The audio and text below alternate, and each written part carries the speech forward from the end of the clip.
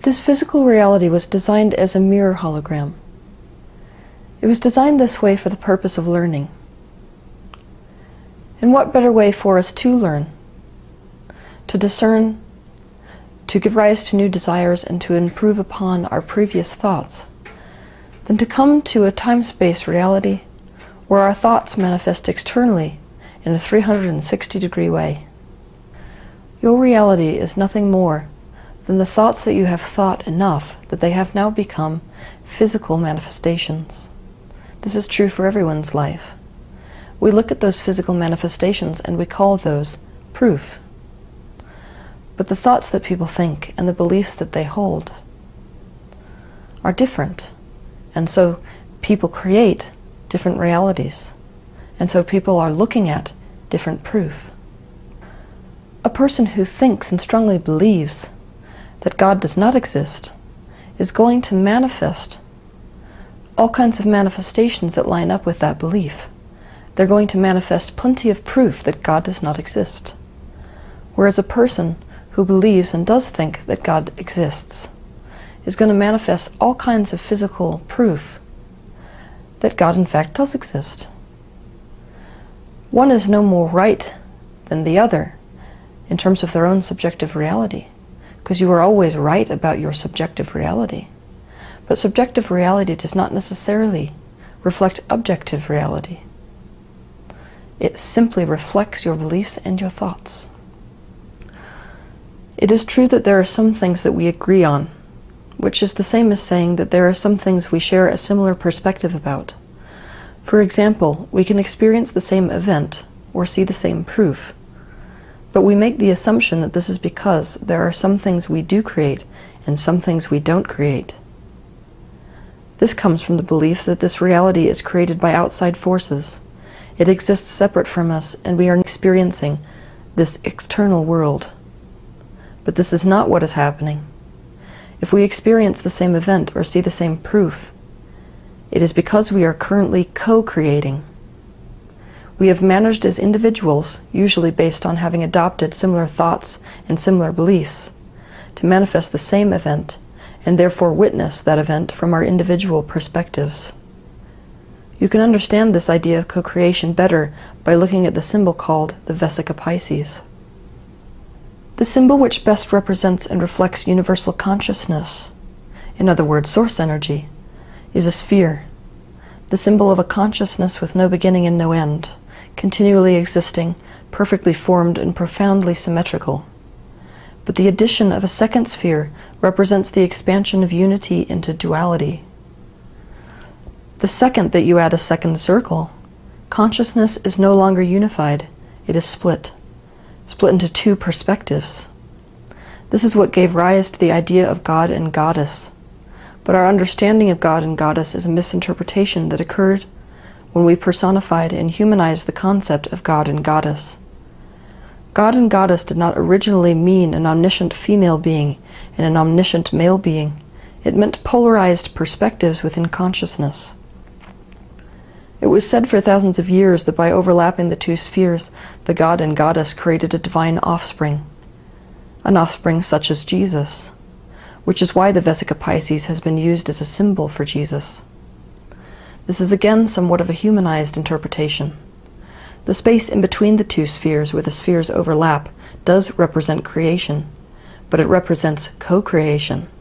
It represents two perspectives coming together to create and perceive the same thing. And this is indeed how this physical reality came to be. It is a co-creation. There are aspects of this reality that all of us co-create and thus co-experience. When this occurs, we are perceiving what is between the two overlapping circles of our perception and other people's perception. But this does not mean for a second that you can create in someone else's reality. You cannot impose your own creations on their reality any more than they can impose their creations on your reality. The only way you can experience anything is if you have vibrationally lined up with that thing prior to the experiencing of it. The same goes for the other person. The murderer has created the murder. He has not imposed his own creation of that murder on the victim. The victim has created the murder as well. The victim did not impose the murder on the murderer. Both of them became a match to that same event separately in their own lives, which is why they are playing different roles of the exact same storyline. So you see, it is impossible to round everyone up and get them to agree, because we are all thinking different thoughts. And those thoughts are all manifesting as a different reality, and so we are all looking at different proof. It is possible that we may show our proof to another person, and they may adopt the frequency of that proof enough that they are now going to manifest it in their life, so they will see the same proof in their life as the proof that we see. But this influencing is all that can really happen here. We are in no way creating their reality for them. But this is the real reason that no one can agree. And it's annoying when no one can agree if you are still trying to get a grip on the truth of reality instead of realizing that there is no one reality. It is frustrating when we are looking for the truth instead of our truth. We feel hopeless when we want to know what is right according to an external truth, but people whom we look to provide that truth for us disagree with one another even when they are experts in the exact same field of study. Doctors disagree with doctors. Carpenters disagree with carpenters. Coaches disagree with coaches. Governments disagree with governments. And spiritual gurus disagree with other spiritual gurus. This will be the way of it, because expansion is born from a variety of perspectives. No expansion would be born out of a time-space reality where there is only one perspective. Because of this, your life will continue to remain extremely painful if you look for validation of truth anywhere else but with yourself. Take time to release your own fears so that they no longer cloud your intuition, because fears cloud intuition in every way. Then, observe other people's thoughts, opinions, and beliefs. Examine their proof which they're providing, and check those beliefs and that proof next to your own internal guidance system. Check their proof, their beliefs, and their thoughts which they are offering to you against your own internal sense of knowing, against your own intuition.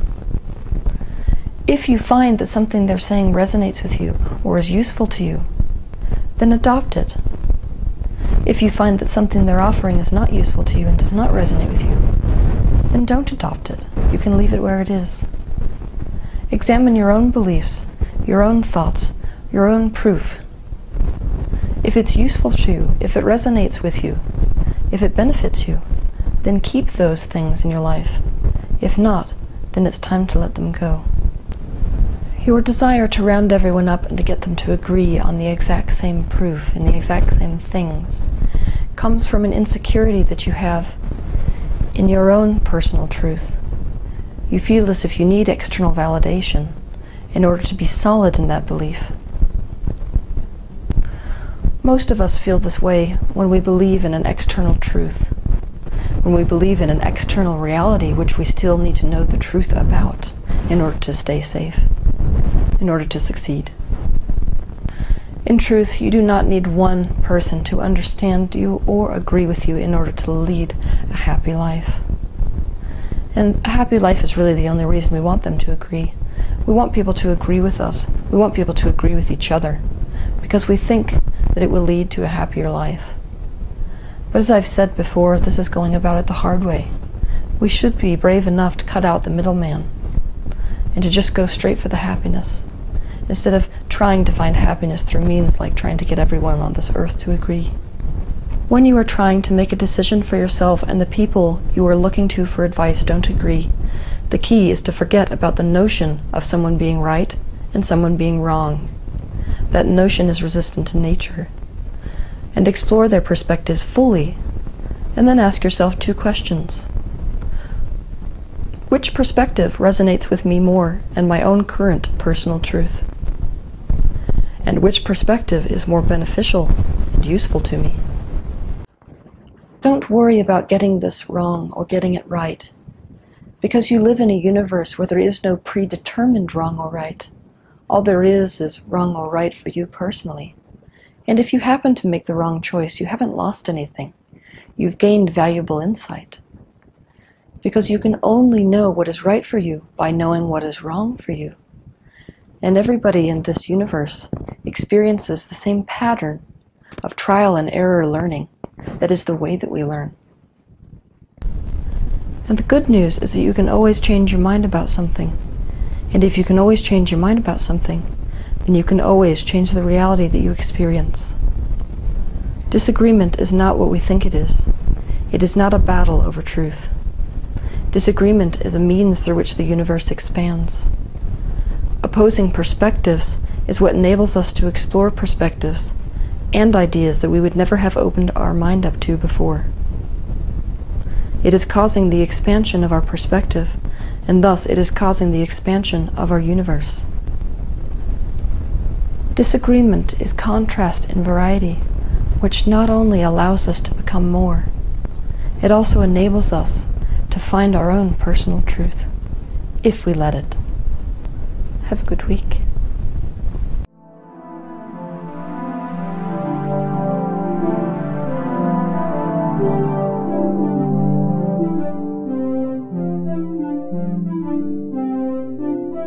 Thank you.